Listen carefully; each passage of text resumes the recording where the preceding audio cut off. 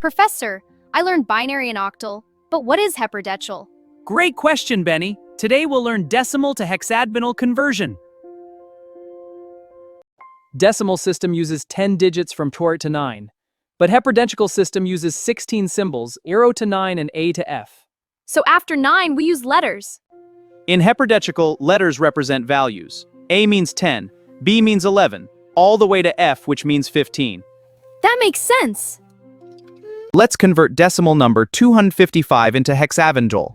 Yes, step by step, please. Step 1. Divide the decimal number by 16. 255 divided by 16 gives quotient 15 and remainder 15. Remainder 15 becomes F. Now divide the quotient again.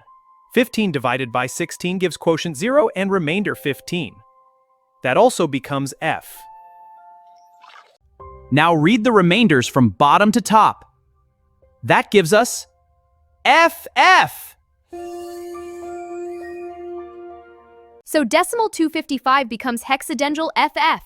Exactly, that's decimal to hexadecimal conversion.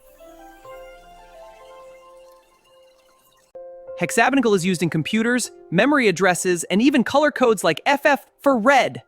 So hexadecimal is everywhere in technology.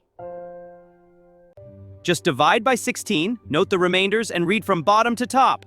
Learning hexadecimal is actually fun. See you in the next lesson.